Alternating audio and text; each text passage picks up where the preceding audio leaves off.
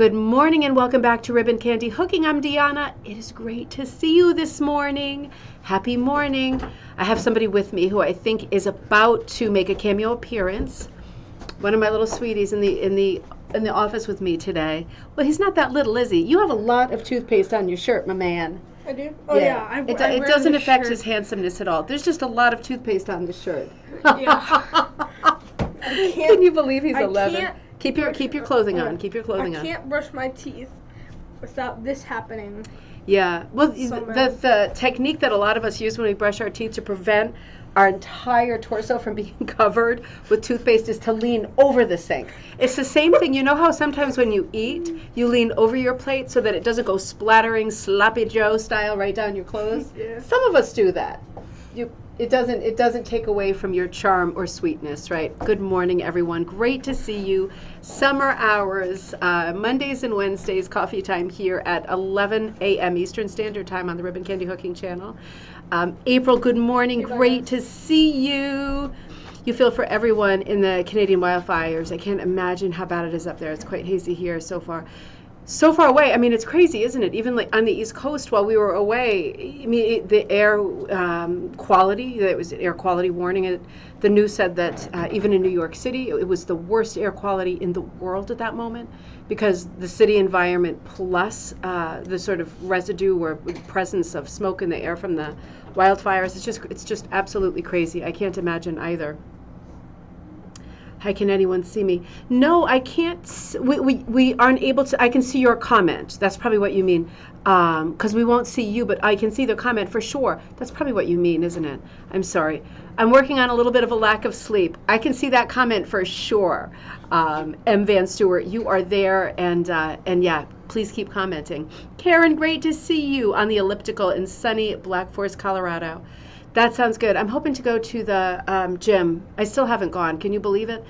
There's just no time. I was up till 1:30 last night working on our crossword puzzle for Friday. Friday is going to be our first ever rug hooking crossword. So it's going to be a crossword challenge. I am almost done. I've got 30-something clues. It took a little bit longer than I thought making up the clues, but it's going to be so worth it because this is going to be great content for Friday night. It's going to be so much fun for us to do this together. Let me just put the light on. It's going to be a great episode and lots of fun. So coming up, next show will be Friday, 7 p.m. Eastern Standard Time, and it is our first ever crossword challenge. Look for the crossword puzzle if you want to download it and do the crossword before the show. Look for it in our Facebook group, which is Rug Hooking and Punch Needle Club. I will attach it to the description of this video later on YouTube. Yeah, so it'll be in these two places, so you can download it if you want to play before, and of course you can cheat and look up answers. It's not cheating, right, because it's just for funsies, but that's coming up on Friday, and that will be a lot of fun. Linda, good to see you. Thanks for that Klimt thing that you sent. That was really fun. Good day, everyone. Linda sent me this great, let me pull it up. It was a little, not a little, it was a piece of news. Famed for his bold, daring Art Nouveau paintings, Austrian artist Gustav Klimt. It's on Instagram. It's a notice that this painting, and I actually, if it's this one, see, as soon as I click on Instagram, it wants all kinds of stuff from me. My birth date, my credit card number, my social security number, my driver's license, a picture of myself in my Halloween costume when I was 5 years old, picture of all of the dogs we've had in our lives. So I'm not going to click on it. But it looks like it went for $108.4 million. The equivalent of, well, in pounds, it was 85.3 million pounds. Most expensive painting ever sold, ever auctioned in Europe. And I actually have this one in the Ribbon Candy Hooking store. Because Courtney asked for it a while back, and Klimt is out of copyright. So I don't know if you can see it on my phone. I forget what it's called. It's one of his portraits, obviously. Hope that's recognizable a little bit. I can see it's not coming into focus on the phone. But yeah, that happens to be the one that I have in the Ribbon Candy Hooking store. Courtney, I know you're probably at work. I'm wondering if you were working on that, because it's big. It's big because you can imagine the kind of detail that would go into something like that. It'd be beautiful on the floor, beautiful on the wall, probably more beautiful on the wall, right? Because it's so specific being a portrait. Interesting bit of news, right? When something goes that high, it's like, who has that kind of money? I wonder if it was an institution. I wasn't able to open it, as you can see. I'm going to have to try to open it on my computer. Do you all have this problem where you try to open something, whether it's something on the television or something on the computer, and all these pop-up things happen and they want your stuff, and then you've got to put in how many crosswalks or bikes there are on crosswalks, and you get to the point where you're like, 3 tears in a bucket. I'm not going to do it. I'm not going to play that game. And you like lose interest in what you're doing. And it always occurs to me that that's kind of the opposite of what I would think, whether it's Hulu or Netflix or Instagram. It seems like kind of the opposite of what you would think they would want. And weirdly, while they're asking you for all of this information and making it prohibitive for you to look at the image you're trying to look at or read the sentence you're trying to read, weirdly, you go into other sites and it's like, I've never been here before, but you have my credit card already stored because I can see it in the drop-down box. Isn't it weird how that works? It seems like such a world of inconsistencies these days. A bit worrying. But if we worried about these things all the time, it would be a full-time job, right? We'd never make any progress or get anywhere in our day if we worried about that kind of silliness. Cat's Gallery said, hello to Teddy, my man. Linda said, hello to Teddy. You've got some hellos over here. See right here, you've got some hellos coming in because you so coot. Toothpaste man is so coot. Linda Ann is there too. Good morning, everyone. You're in Canada and Alberta, and thankfully the smoke isn't too bad here right now. But it was awful a few weeks ago because we had a super dry and hot spring. Super, and it's still pretty hot, right, Linda Ann? I mean, it's not like normal temps by any means. Ryan, good to see you. Good to see you. Peace and love to you too. Happy Wednesday. So happy to see you. What are you working on, Ryan? I need to know. I love the last gallery night, but I need to know what else you're working on and what you got going. Ruth, great to see you. Good morning. And Bonnie, good morning in Palm Coast, Florida. Hot and humid. Absolutely. Marilyn, I owe you an email. Very hazy there too. I'm sorry. Good morning, Marilyn. Sharon, hi from sunny Vancouver, Canada. Fantastic. It's a great pattern. That Klimt pattern is a great pattern. I'm trying to think of what it's called. I'm thinking, is it Madame something? If anyone's anywhere near the Ribbon Candy hooking page, if you search Klimt, it should be there under Klimt. I have the Kiss. That was a kit for February like 2 years ago. But this one I did this past year because it was like a custom order. And yeah, it's big, but it's absolutely beautiful. So I could turn it around quickly because I already have it ready. Working on a Klimt mat with Michelle McRelli. I was just talking to her on my way over in the car. I got to stop by and get some of her linen right after the show. So that's my next move. So we are going to continue our conversation on this particular issue of ATHA. Now remember, I didn't realize that my subscription had lapsed. Shame on me. So if you didn't catch the Monday episode, I just want to let you know we are looking at the April-May spring episode, issue number 260. This is still 2023, so we're not that far behind. This is the issue that we're looking at, and we're going to return to this and look at some more images from this. I put my bookmark in. Remember I was saying I use these as bookmarks, and I should be thinking about subscribing and renewing rather than ripping them out and using them as bookmarks, right? Few things. Oh, so I started a new thing on Facebook before we get into the content and I get swept away. Started a few new things on Facebook, and I know if you are in this group and you're watching, you're probably also in our Facebook group, unless you are not on Facebook at all, and absolutely understand that as well. I'm just going to grab these glasses over here by my sweet man. His sister had a doctor's appointment today, so their dad took Jocelyn there, and I got my man at work today. Yeah. So a couple of changes with the Facebook group. A couple of things we're doing in anticipation of the book coming out, because I can see the book, my first book, right, is coming out in a couple of weeks. And it's on Amazon, still in pre-order, but it's coming out. And book signings are getting lined up, so I'll give you more information on that. Still trying to finish that second book, really losing it, ba-boom, ba-boom, ba-boom. So a bunch of things happening there, and I'm trying to tidy things up as we go. So there's a couple of things that are about to happen here. I'm trying to because I can see that the book has the gold star, and I'm very proud and happy about that. Amber, great to see you. Good morning. Yeah, not everybody is on Facebook, and I totally understand that. But the Facebook group is now the largest rug group in this country, in the U.S. Dan Fitzpatrick's Wild with Wool is larger, and they're in Canada, and of course she's got a bigger following. She's fantastic and iconic. But we have the largest group in the U.S., and it is a great group. But I have noticed lately, and this is the change, right? So if you're watching me, you're in that group too, and I know that you are not guilty of this particular thing, but I just want to spread the word so that if you are able in the future to help me enforce what seems like an obvious but is going to be a firm rule on our Facebook page from now on, I would appreciate any kind of help and vigilance on that front, because with heading toward 15,000 people. It's a large group. It's very hard to police. Sarah and Kirsten are helping all the time. Jay is helping. There's a lot of friends helping too, just to notify me. There is a rule in our Facebook group. We have Madcap Monday, right? And I don't know of any other rug hooking brand that allows this. And I have allowed it, and I will always continue to allow it. Dave, good to see you. Marmalade rocks. Marmalade rocks. Wait a minute. Linda Ann says, that sounds yummy, Dave. I love marmalade.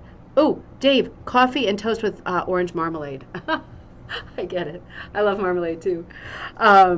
We have Madcap Monday every Monday. Every Monday. It's not once a month. That means every other brand can use this platform, right? And the Facebook page is my page, right? I share it with my friends who do admin. I now consider it our page. We privately refer to it as Le Club.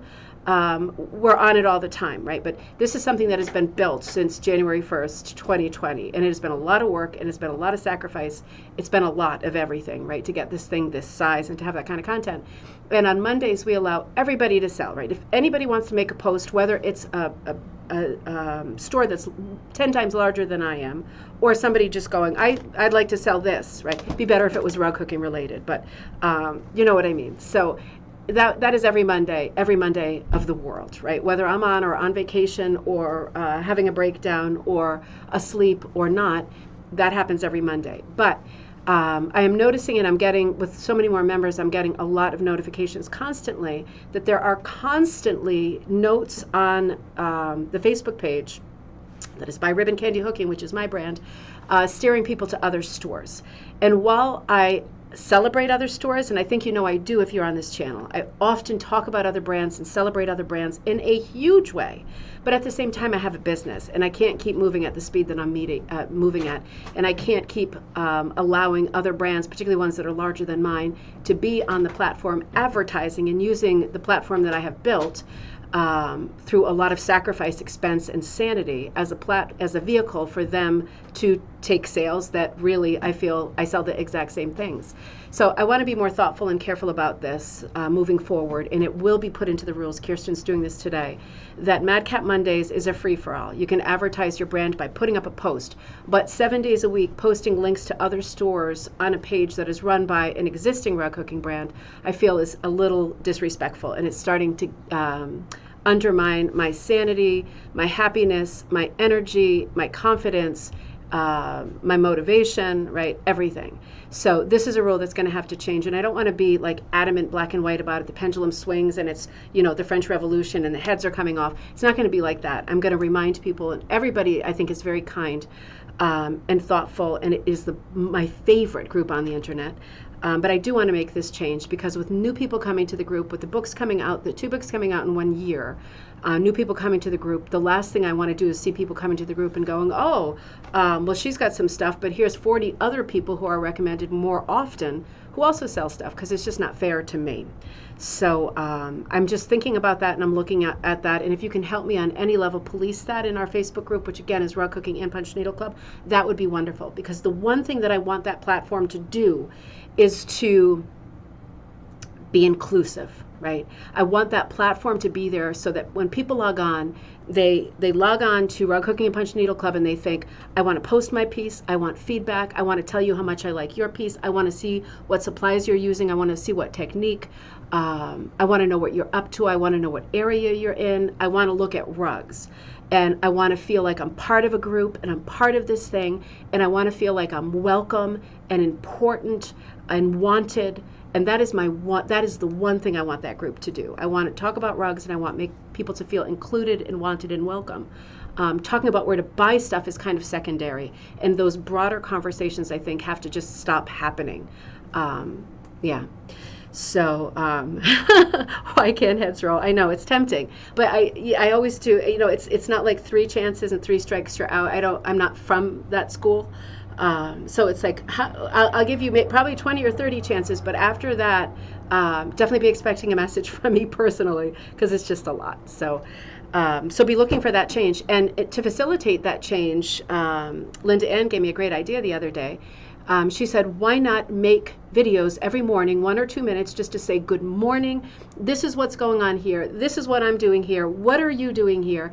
Probably not on Mondays and Wednesdays because we have coffee time and we'll see each other imminently, but probably every other day of the week, Monday, Tuesday, Thursday, Friday, Saturday, and Sunday, I will make a short video in the morning, even if I'm just sitting on my couch working on a piece, unshowered, unmakeuped, with my glasses on, just to say, good morning, this is what I'm doing, what are you doing, this is what's coming up, don't miss this, and just to kind of stay abreast and keep up with what you're doing, and what I'm doing from day to day too, so that maybe I'm more visible as having a brand. I don't know what else to do, but I recorded one of those on Wednesday when I was over at the Thistle, and just a couple of minutes, but it was very fun for me, and I will continue doing that. Not today because we have a show, but again tomorrow. Be looking, if you are in the Facebook group, it's a Facebook post, not a live post. And the reason it's not a live post is because it's short, and I'm afraid that as soon as you log on, if you go, oh my God, look I got a notice she's going live, let me get my coffee and sit down, and you get ensconced in the couch and you got your coffee and it's like 2-minute video, and then I'm like, have a great day. That would be a bummer, right? That would be a wind up. Nice. All right, I'm going to start the show for reals, all right, my man? Yeah. You sweet person. See you guys, maybe, I don't know. Yeah, he'll be sitting right there. You'll probably see him. Don't worry. I'll Don't make worry. Many more appearances in the show. Many more appearances. I will rule this Remind show. folks about these shows on your Facebook group. Judy, absolutely. That's a good point too, because I always forget. I don't like self-promoting. I don't. I just don't. And I've always had this problem, and it is not a good business sense. It's not a good place to be coming out of. So that needs to change with things kind of ramping up on a business level. I need to come outside my comfort zone and not just hope for good karma, right? Because the Facebook group is now in its over 3 years. And I kept thinking, if I kept allowing this to happen, karma would strike eventually, and other people would start talking about me and recommending my stuff on their platforms. Well, that has never happened, with the exception of like Judy Taylor and a few other people who have very visible platforms. I'm not talking about my immediate group of friends, right? Because I'm talking about brands that are larger than mine, and that never happens as far as I know. So yeah, so I don't really believe in that anymore. But yeah, we'll see how it goes. I will remind, because this is a great resource here and a lot of fun for us to be together this way. So remember I added the Capture Monday, so let's get rid of that. This was the last image we looked at. ATHA magazine, issue number 260, April, May 2023. I love ATHA magazine. We were looking at, this was the last image, right, and we were looking at this feature. And remember that this feature, as in with all ATHA issues, right, I'll come back to you just for a second, with all ATHA issues, remember from Monday, remember from past episodes, Good Morning, Dawn, they always give a shout out for a theme, and you are welcome and wanted and encouraged to send your work in, right? So, and Rita told us in the last episode, it doesn't have to be rug hooking. They do punch and they do other stuff too. So go ahead and give it a try. Why not, right? And I think they take an image that fits the theme for the upcoming issues. So I was going over what some of the upcoming issues are and what the deadlines are. Those are always at the back of ATHA magazine, 1 page to the end, right? 1 page from the cover. So always be looking out for that. But in this particular issue of ATHA, the theme was past free patterns that ATHA magazine had printed. So on the different pages during all the gallery sections, it literally goes, the feature, this is the feature article, right, with the little hook and the yellow, right? That's how you know. And these are all gallery submissions that were printed, that were used, that fit that category shout out for past patterns that have been printed in ATHA magazine. And this particular one is called Tree of Life. Fanciful Tree of Life. And 9 examples of it are on the front cover, and I absolutely loved the fact that they did that, because I think that's such a bolster upper for everybody to see that much work on the front cover. And 9 people, I'm sure, were over the moon happy about that, as they should be, because that's a great distinction. So that was the last one we looked at, and I won't cover that again because we covered it.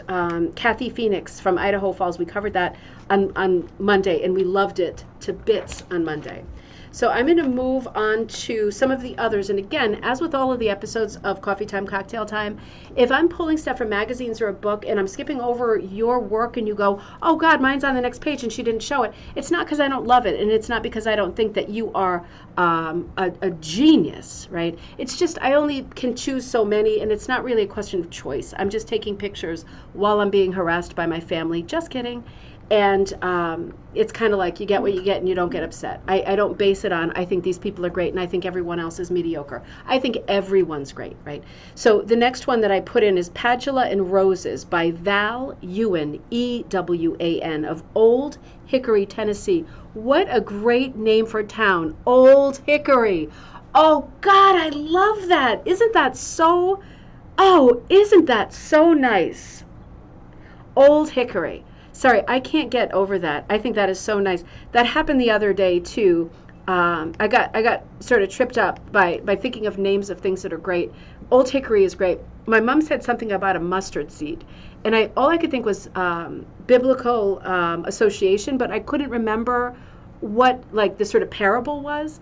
And I looked it up, right? Because it's been years ago. It's been years since anyone talked about a mustard seed, or I saw a mustard seed necklace. Remember on those, like a little glass necklace with one tiny mustard seed? And the parable, broadly in a non-religious sense, means like something amazing and huge can grow out of something very small. So it's like one of those kinds of moralistic stories or ideas. I think so beautiful. I got all mustard seeded out that day, and I went on an Etsy search for a necklace with a mustard seed. So you'll be seeing me wear that probably sooner rather than later. Let me catch up with what's going on here. I totally want to visit your shop, just afraid I might just move there.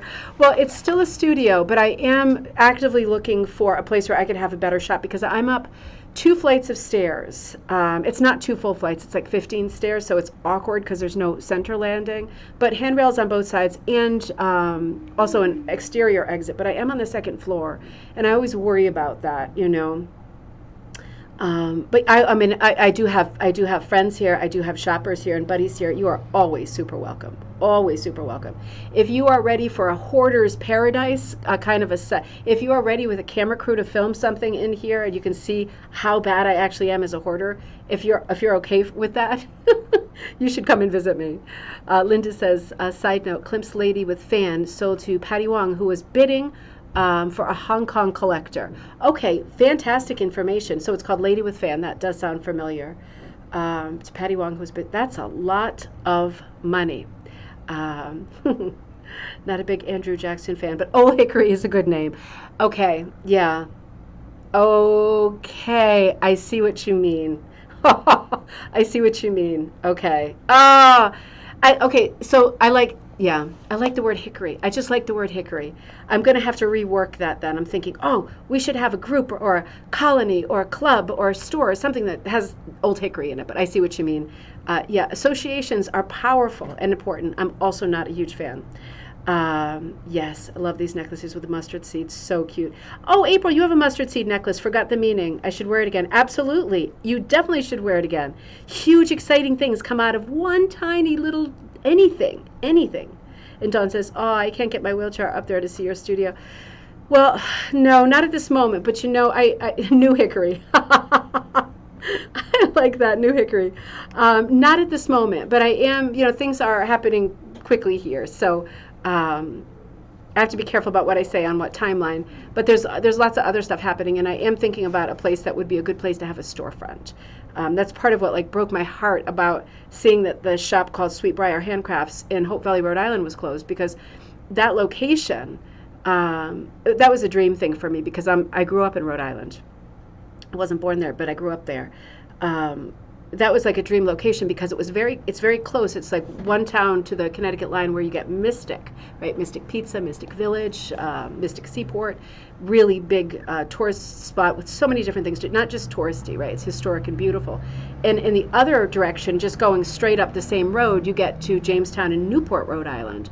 Hard to beat that, right? And another 20 minutes brings you into the center of Providence, which is my favorite city in the world. So much going on with art and water fire, the zoo. It's culturally like a mecca these days. So that was upsetting because I thought, man, if that ever became a situation where she didn't want it anymore, that'd be a great thing to keep the continuity on that spot going. It's an hour from me from here. So I was really gutted when I saw that that was empty, because I thought, well, if anything ever moves on that, I would have loved to have taken that over, because location-wise, it had a huge parking lot, was on street level. I don't know, maybe I should look into it. I don't know. Now that you got me going on it, which you didn't do, I'm talking to myself here, but I still get myself going on it. I would love to have a storefront. That's the point. I would love to. Hoarder's Paradise, I'm so there. It's beyond. It's beyond. It's like, yeah. Why? I don't know why that closed. I need to do a lot more research on it, but Chris was running it, and she's a buddy, but it's impossible to get in touch with her. Chris, if you're watching, please get in touch with me. I had gone quite a few times, but every time I went, it was closed. And when I was trying to leave a message, I got not the opportunity to leave a recording, but just disconnected after it ran X amount of times. And this has been happening for a couple of years, so it wasn't like it just happened. But in the meantime, I had a few buddies who watched the show and heard me say, oh, Sweetbriar Handcrafts, need to know more about the brand, the pattern, so interested in the history of the store, so interested in the original owner and her designs, which are the Sweetbriar designs. A couple of buddies in the meantime did stop by the store and were luckier than me and found it open. So I still haven't had luck on Facebook, haven't had luck with phone, haven't had luck making any kind of contact. And now I've gone to the store, and now the store is empty. So it's like a bad dream, you know. It's like the opposite of a dream where you open the door and there's 10 more rooms. It's the opposite of that dream. So Angela, you're correct, and the best at sharing. Oh, thank you so much, Angela. Thank you so much. Angela, you went there, right? You went there. So sad. It does. It really does. Because it wasn't that it was a huge store, but it had that history of many decades of potluck dinners and constant gatherings. And within that block of buildings, it's attached, right? It's very small, but it's attached to other stuff. And the thing next to it has been empty for a while. So I thought that could, in reality, have a wall knocked down, Property Brothers style, right? I don't like that, but in this case I do. Could have been made a lot larger, and there are a lot of small rooms for teaching, for potlucks every month, and maybe I'll check into it. We'll see. Yeah, it's the history, because now even if I were to take the exact same spot over, the continuity has been broken, and it's not like a superstitious thing. It's just the people that had been going are not going anymore because they know, right? Because they probably had her cell phone number, or they know, but I didn't know, even 1 state away, 1 hour away, that was going to close. So those people might not come back because they might not know that it ever reopens if I were to do that. You know what I mean? Which doesn't mean it's impossible. It makes me sad that there would be a break in the chain, because rug hooking stores, brick and mortar stores, are few and far between. And I think they all have to be celebrated, and you have to shop at them in person, right? I love it when you shop on my brand online. I love it, and I need it, and I can't keep doing what I'm doing if I don't have that. But at the same time, if you also have someone local to you, showing up is a big deal with all small businesses right now, right? Especially right now. That's a to be continued. Now I'm starting to get stomach cramps, and I'm getting all wound up thinking about that. I should have taken a picture of the store to see if there was a phone number on it. Angela, just kidding. You already made one fool's errand to that store, but you found her open, I think, and that's exciting. That was exciting. All right, let's come back over here. Believe me, my mind is going like clockwork now, because that would be, yeah, history. History, that's what we've got. That's all we've got, right, is our history and what we build from it. So, Padula and Roses, Val Ewan of Old Hickory, Tennessee. And this is ATHA region number 9, and it's called Notch's Trace Rug Chapter. Beautiful. So, hooked by Val Ewan, designed by Cheryl Bolenbach. Now, Cheryl seems to have done, because the other one, the Fanciful Tree of Life, is also Cheryl Bolenbach. She did this one too, another beautiful primitive pattern. Beautiful primitive pattern. Initially ran in issue number 213, June-July 2015, page number 18. What a I remember this one. What a beautiful image, right? Absolutely gorgeous. Now, this comes from an article by Amzi Collins, one of our favorite people of Many, Louisiana, and this is the Houston Hookers chapter. And Amzi can be found at AMZI at att.net. So let me come to you here first. Teddy, can that fan go any higher? I am sweating like a pig right now. How do you even, that dial on the top, see if you can switch it to hot. It is like, yeah, It's probably me. I wish we had a rug hooking brick and mortar store there. It would be so nice to have. It would be nice to have.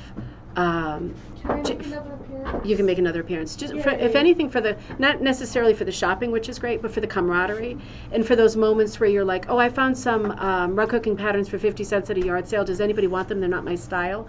For those moments, right? But just for support, information, camaraderie, friendship, right? Whether you like the people or not, it's important to show up, whether you like the people or not, right? So this next issue, this next article looks like this by Collins, and it's called 13, Teddy, it's called 13 Stars.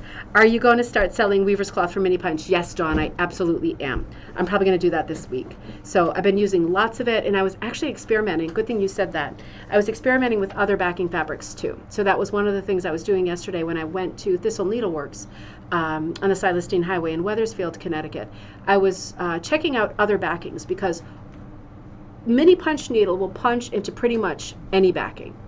So that's why people like to punch up the back of a denim jacket or anything, clothing, bags, anything. The question is, what is the most sort of optimal backing for punching? Now, the thing about weaver's cloth, any cotton would work, right? Definitely any cotton would work. It has to be a tight weave. It can't be like a rug hooking backing for miniature punch, which is Russian punch. The thing that it needs to have to make it really easy to use, I don't mean possible, I mean the easiest to use, like butter, is some kind of poly content. If it's 100% cotton, it doesn't have any stretch, and whether you are stretching it in an embroidery frame or you're stretching it over your combs for your rug hooking frame, if it has a little bit of stretch, like 10-20% of stretch, polyester, with the cotton, it's going to be a lot easier to work with because you're going to get it that much more taut in whatever frame you're using. So for that reason, most fabric will work for mini punch, but the weaver's cloth really is the best. And weaver's cloth should have, by definition, some poly content. So I'm working on a wholesaler for that right now because I don't want to wholesale from another rug hooking store, because then if you buy it from me, you are paying twice, right? You don't even know it. It just costs what it costs. You're paying twice for it to slide through the hands of two people in between. And that's at least one too many. So I'm trying to figure out where I'm going to get it from, and then I'm going to put it back in stock. It was in stock, and I blew through, I had a large amount, but I bought it at a premium, and I can't keep buying it for that amount because I make a loss on it. So I have to think about a smarter place to get it, but I am definitely on that. Teddy is on summer vacation, Dave. He is enjoying himself, and we are headed to immensely. Good vocabulary. We are headed to Vermont. I love that place. It's so nice. He loves Vermont. Cute. It is very cute. Monday, Tuesday, Wednesday. So I'll keep up with you on the schedule for next week. I probably am going to shift the days of coffee time next week so we can still be together, but we have fireworks and stuff in Vermont. Yes, the friendship. I get stuck sometimes, and I need positive attitude and people who love to punch. Absolutely.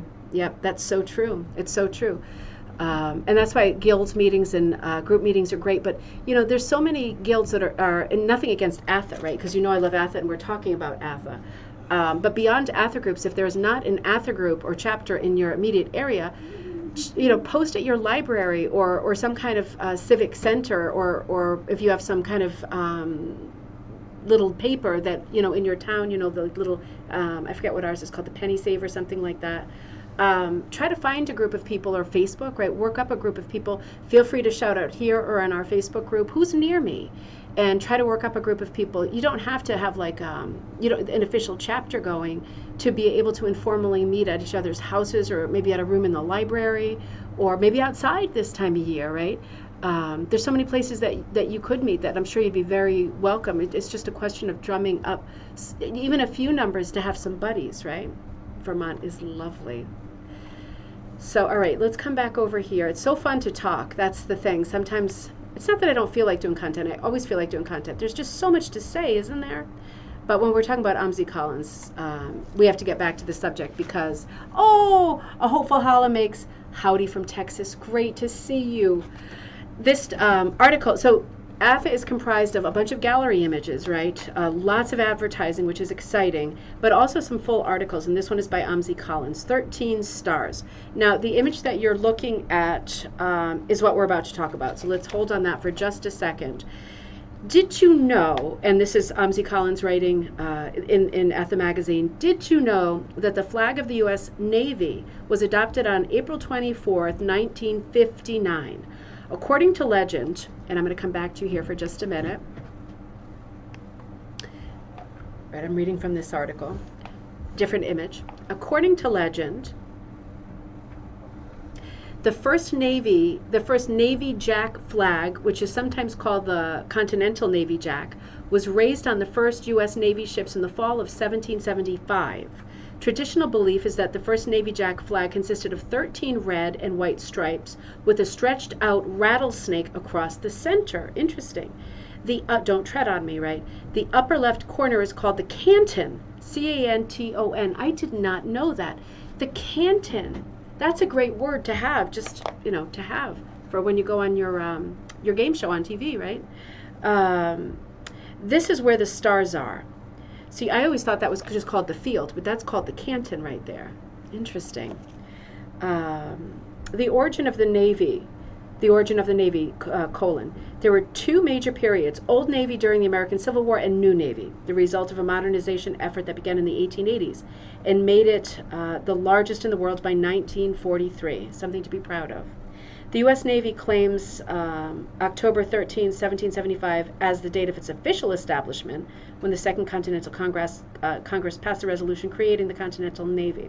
So this is a bit, I'm going to skim this part because I love history, but this is a bit of history about Second President John Adams and the Naval Act of 1794. Now, some hookers decided to change this flag pattern from Navy to Army and then change the date to 1775. I see. So we're really talking about the evolution of this early flag, this early American flag. Because when we talk about, and I'm going to cover this more as we get closer to the 4th of July, which is really coming up, there are many early American flags, right? There are many like Revolutionary era flags, just Revolutionary era. So this is a conversation about the history of the flag, and this is perfect for this time of year too, with the 4th of July. Bless you, Ted, coming up. But she's talking about in this article these two flags. I think she hooked. Oh no. So wait a minute. 13 stars. So the image here that we were looking at, hang on, is called 13 Stars. The designer is Keith Kemmer, K-E-M-M-E-R, Woolly Fox. And this is 16 by 33 linen wool, number 8 cut, and this is hooked by OMSI. So both of these I think are, well, maybe not. Maybe the first one isn't. I'm hesitating because I'm not seeing any info for this one, right? I don't see that cited with who made it, but I'm guessing OMSI probably made it. But I think she must have because it's hanging in her house here, right? But it's an interesting article. It's great for this time of year. It's a great bit of history and some lore on the American flag as well, which I think is really interesting. I'm going to have to really read that article because I bet you that's going to be really great. Angela, you did check it out, and now it is gone with the wind. Ba-da-ba-ba-ba-da-ba. Oh yeah, Ted. All right. So, and then we get into other articles. Great use for a walker. Somebody using a walker as like a clothing stand, old clothing and supplies that they're going to cut up and hook with. This is a great thing. Let me show this to you real quick.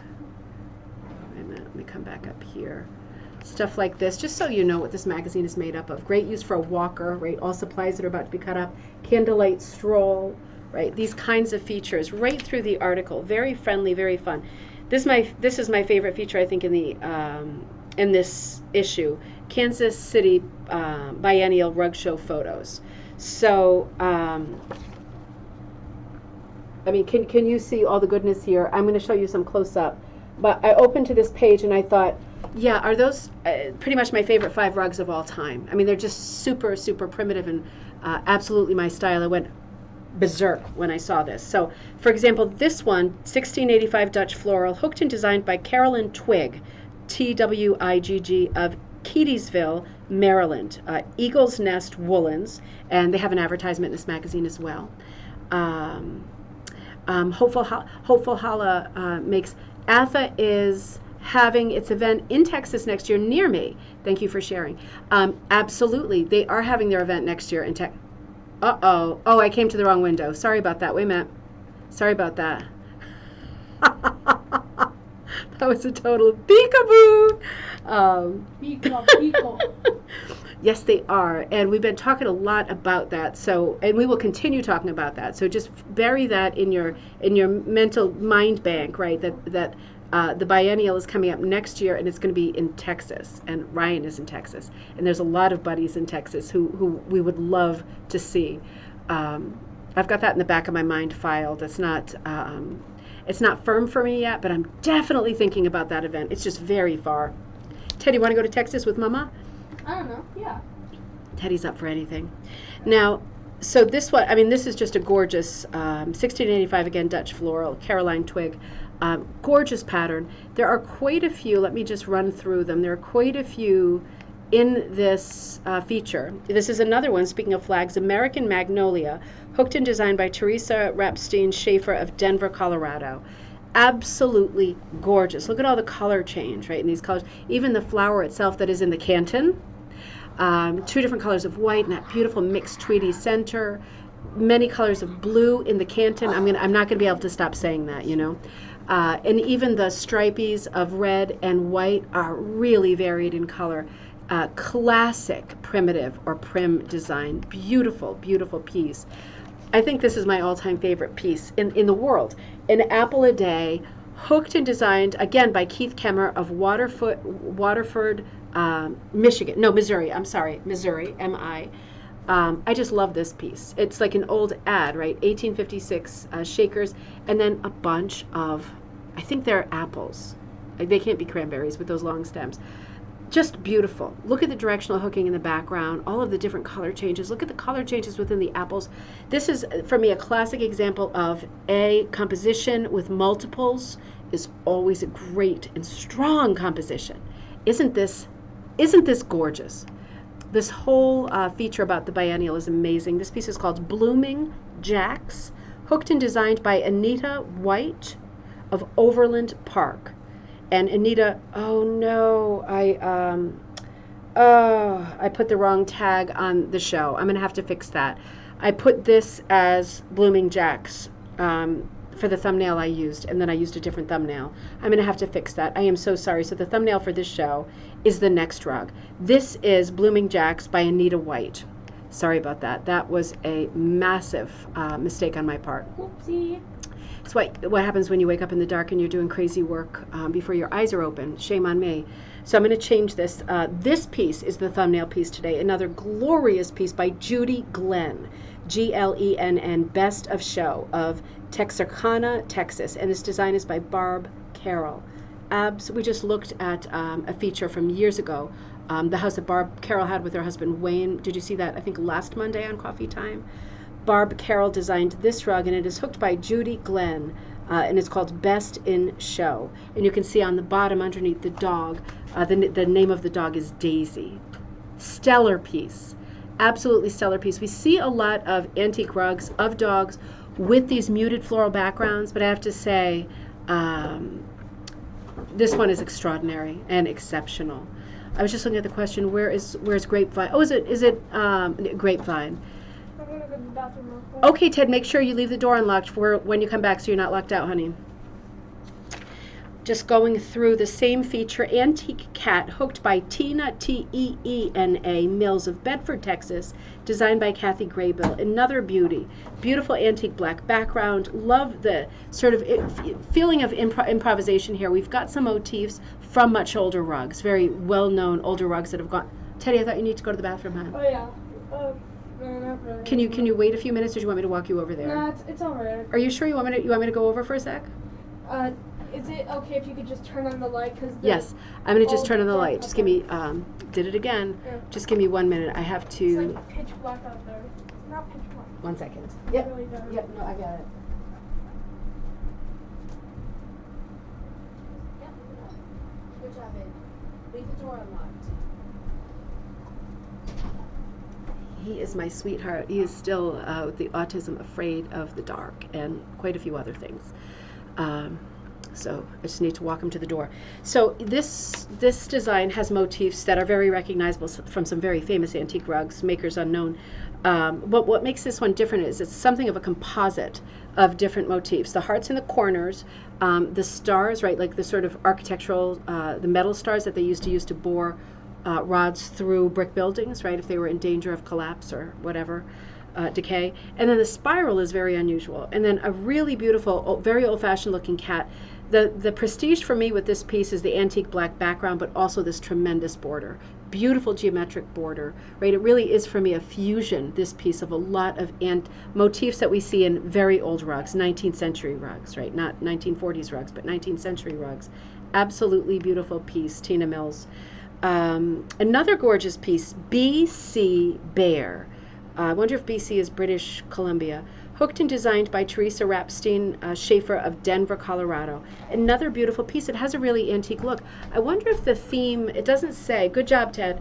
I wonder if the theme for this, because all of the rugs that we've seen, oh, I'm glad that you're better. That's good. You have to be comfortable, honey. All of the rugs that we're seeing in this article, right, have a real primitive, very antique look, right, and it continues that way. I wonder if that was the theme or if it was just a section of, I don't know if anybody knows the answer to this, of the biennial display, where we're seeing, I did it again, oops, I did it again, all right, where we're seeing things that have a focus on the antique and the primitive, because these are all, for me, like hit out of the park kinds of home runs. He is super sweet, big lovable teddy bear, absolutely.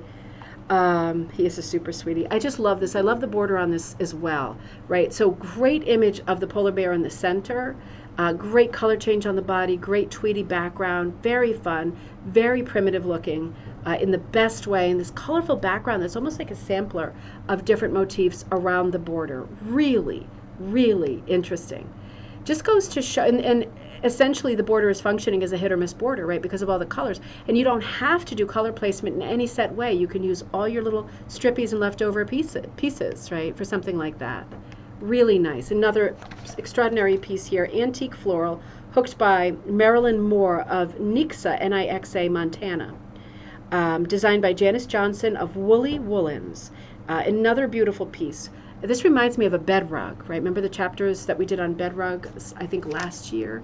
More coming up on that, because I just found a new book on bed rugs that is nowhere on the internet, so I didn't even know it existed. Found it in an old bookstore. Bed rug designs, beautiful and large, intended to be hooked. We're usually sewn, right? So not hooked. Intended to be put onto the bed as a bedspread. So very, very heavy. Cold winter nights, and bed rugs predate hooked rugs because the earliest bed rugs are sewn, not hooked. So they do go back to more of the colonial period than a hooked rug, as far as we know, does. But beautiful design, beautiful color planning, love the light background, very peaceful, very charming, still really primitive looking in the best way. Little Big Mama, hooked by Trina Riley of Topeka, Kansas, designed by Jean Shepherd.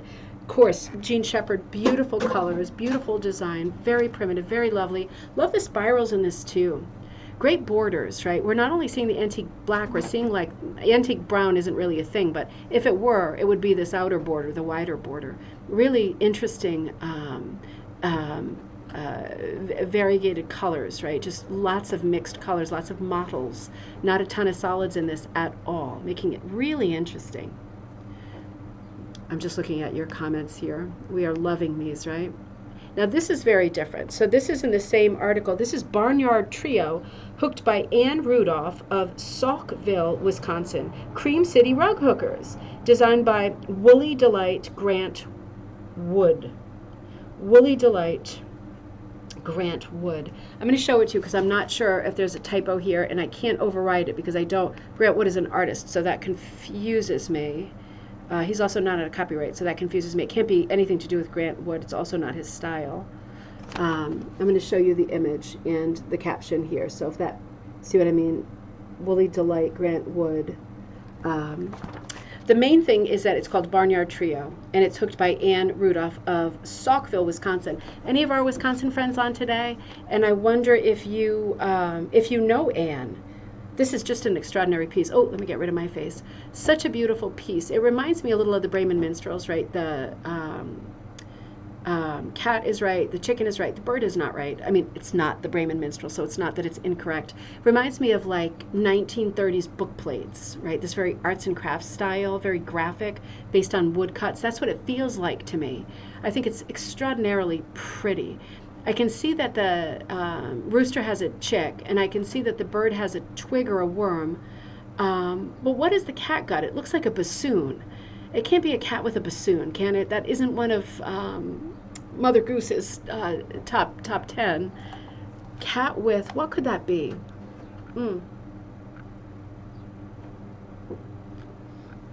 Sorry, just taking a sip of my drink. Let me know. Let me know if you want to chime in on that one. That is, that purple thing looks like some kind of trumpet.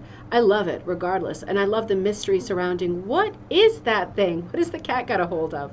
He's in a wild stance, too, isn't he? He looks really playful. He's having his crazy 5 minutes with his dilated eyes running wild with a bassoon or something. Another primitive one, and I'm skipping many, as you know, because I don't want to do a complete spoiler alert, and there's so much to see in every issue. This is called Hair Pear, so you can see the text underneath it, by Sandra Ives of Houston, Texas, designed by Lois Lee Ewing. Another beautiful piece, very limited color palette, a little bit rosy, but other than that, all neutrals. How can something look this vivid, bright, colorful, and alive with essentially one color, the rose color, and everything else being a neutral? Brown is a neutral, remember? Ruth says, yes, I'm on from Wisconsin, but I don't know Anne, since I'm new to rug cooking. Ruth, we'll have to remember that for Robin and Kaz and Carol as well, and ask them if they know Anne. I know Wisconsin isn't like a tiny state, but you know, there's a lot of hookers on from Wisconsin, and I know their sentiment used to be it's kind of few and far between finding each other. So I have to keep an eye on that. Hey, babe. Jay said that he's on the grass playing with Baby right now, and I'm gonna go. Okay. Play with him and Baby. Okay. Yep. Be careful for cars. Okay. Another beautiful piece, Hair Pear. I love the pieces that have sort of controlled color palettes. Particularly when they're primitive, because it ends up looking like a much older and faded rug, doesn't it? Which is a good thing. I mean, if you love antique rugs, you love it when things are old and faded. A fiddle. Could that have been a cat and a fiddle? Well, that does make sense, diddle diddle. Let's see. Let me come back over. Here. We'll look at this one next. Oops, hang on.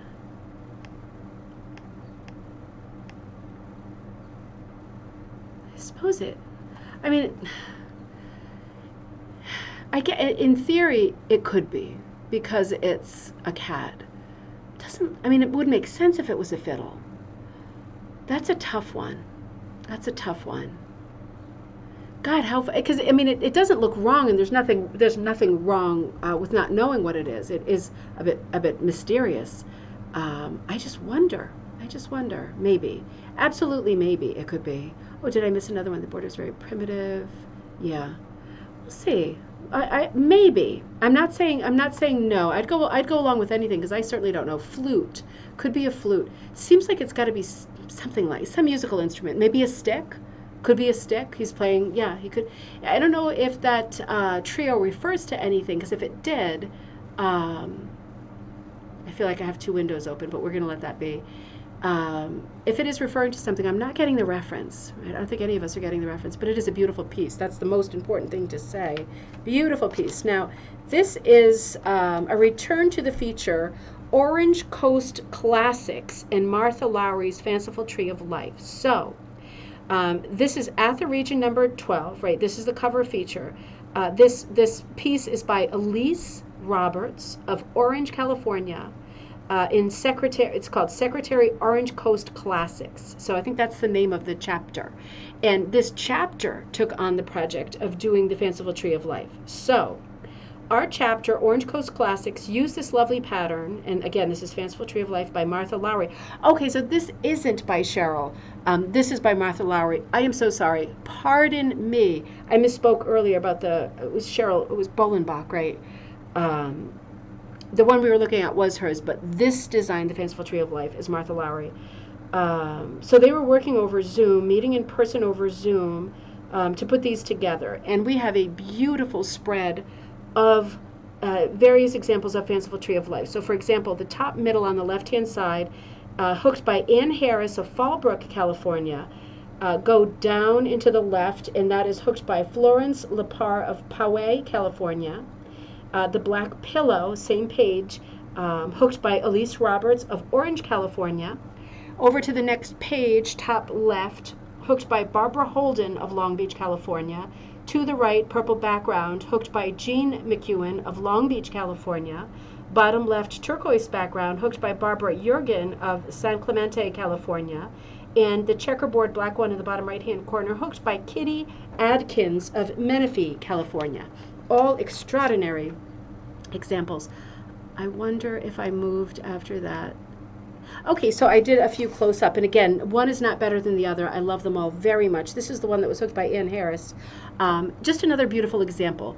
We did see some of these on Monday, naughty kitty. And, oh, Dave said, I knew of a cat that hated a family member and would roll her mints off the dresser and hide them under the bed. Naughty kitty. That is so funny. They do often have an agenda, cats, don't they? They are like, with a few more digits or a thumb, they would be like the lock pickers of the universe as far as being able to get where they wanted to be. They are, most of them naughty, I think, most of them, but so precious too. This is just a great example. You can see that there is some applique happening here, because if you look at the leaves, we are seeing the full houndstooth print, right, pattern of the woven, not print. So that is applique. Otherwise, it wouldn't be looking like that to us. It would be looking like loops, and it would be much more obscured. So really, really great ideas, some quilly in here. This is a great pattern to work a sampler kind of effect, isn't it? I mean, I know we said that the other day too.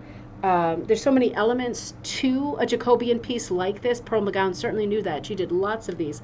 But you can see the checkerboards, the way that each artist, and again, this is Florence Lepar. Each artist, and I love them all, I'm just keeping my eye on the time, is doing different things with color, technique. I love the checkerboard finish on this one as well. There is some large proddy at the bottom of that flower, on the bell flower on the bottom right. Some quilly happening here. Look at the bottom left flower. It looks like, I can't exactly tell, but maybe some large French knots made of wool strips. Proddy. It's just, it's absolutely beautiful. I haven't even been remarking on the birds in this, because the flowers are such a feast for the eyes. Really, really fun. Dave said, yes, upon her departure, 60 years of certs under the bed. You know, that has got to be the title for a memoir, 60 years of certs under the bed. I would read that just based on the title. I would assume it would be something that I would really enjoy. This is a version done by Jean McEwen, and again, beautiful examples of proddy. That's the ruching that you're seeing. Stitching applique of the leaves. You're seeing needle stitches here, so we're seeing some needlework.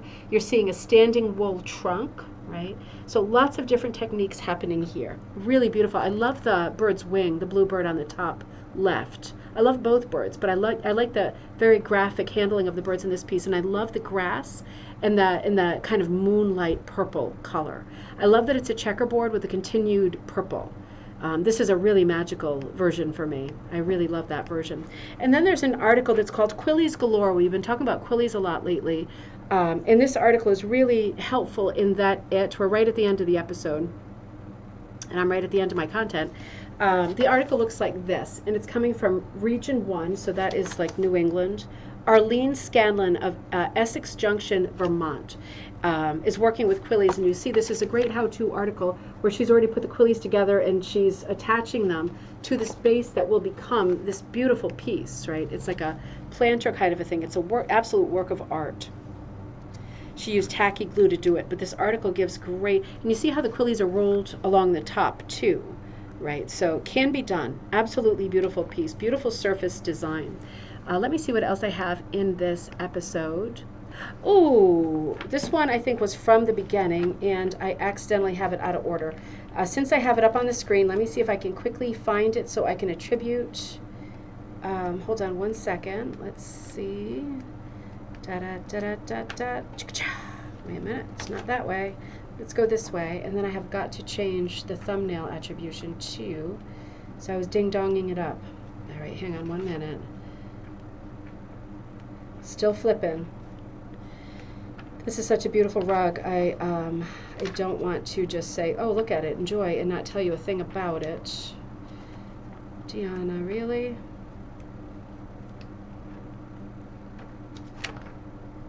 on the very last page, like not the last page of the magazine, the very last page I flipped to. Perfect. Punched, large with sheep. Hooked and designed by Holly McMillan of Roca, Nebraska. Absolutely beautiful, and I'm thinking it's punched. That is absolutely a staggeringly beautiful piece. This falls back into a continuation of the Kansas City Biennial Rug Show photos, but this is from ATHA region number 8, right? So it's broken up by region. So that is one of the many things I love about this magazine is we are still talking about the biennial, but now we're looking at a different region, and it's a different feature, right? And it's kind of sandwiched in, not sandwiched in, but it's not necessarily in order with the other Kansas features. There's it is interrupted by other features and other interesting things in between. So many pages of fabulous. I have one more image. I wonder what it is. Yeah, I thought so. I know I've shown this before, and I absolutely love this rug. Same feature, same region, region number 8, biennial. This is Seasons of Blossoms, hooked by Sandra Kreiner of Kerrville, Kerr, Texas, designed by Pearl McGowan. This is one of my favorite ever Pearl McGowan designs. I love a good scenic design like this. It's got such a storytelling quality to it. It seems like Longfellow is somewhere hiding in the bushes writing a beautiful narrative poem. Right, in my mind he's there somewhere. Has a bit of a Currier and Ives feel, but it's like on Technicolor, steroids. It's not the certs, right? It's the starburst. It's so colorful. Really, really, really beautiful piece. I know we've looked at it before because I love this piece, and I have spent some time admiring it and staring at it. So let me just see if there was anything else. That was where my photographs left off, and there's a few more features. It is a good State Line Rug Hookers chapter has been very busy, rug hooking, free pattern. So it goes chapter to chapter talking about, people who have submitted articles, talking about the different chapters and the free patterns that they have been working on. Always nice to see photos of friends, people in different parts of the countries who are at work on their rugs, at rug hooking events close to them. Always nice to see that. Helps you feel connected, right? Helps you feel connected. So there are quite a few more items in here that are extraordinary. But you might have gotten this before I did because, again, my subscription lapsed, and that was a shame on me. I hope you have this issue of ATHA one more time. This is April-May 2023. Great issue.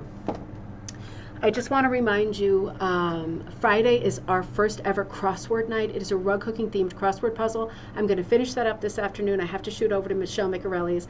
Can you see my eye when it starts twitching? I just wonder, because as soon as I start thinking of the things I need to do in the next hour, my eye starts twitching. That's not good, is it? So I'm headed over there, and then a little bit later I will finish up the crossword, and I will definitely have it to you this afternoon so that if you want to work on it, you have some time to print it out and work on it. And we will go over the answers to the crossword on Crossword Friday, this coming Friday at cocktail time, which is 7 p.m. Eastern Standard Time. We'll be together for that. We'll be solving the crossword puzzle together, and I'll, of course, have a slideshow like we do in every live episode where we talk about, where we look at the pictures and images that accompany the solutions to the clues that I've given you. And I'm just about to log off, so good episode, right? Very good episode. Good. I'm glad. My favorite part is when I was in it. It's my favorite part too. It's my favorite part. You're such a sweetheart. I will see you on Friday for Rug Hook and Crossword on Cocktail Night, 7 p.m. Eastern Standard Time. If you need me in the meantime, I am at ribboncandyhooking@gmail.com. Look for me there and make sure that you are signed up for the Sunday class, Color and Composition, 3 hours, an hour and a half of color theory and color planning, and an hour and a half of basic composition. This class is for everybody, art lovers, all kinds of hobbyists, rug makers, and people who just love to talk about the academic and technical side to art. Have a great day, everybody. He's going to tire himself out. I should just keep this running for another half hour. Ann says hi. Look. Hey. Bye, everybody.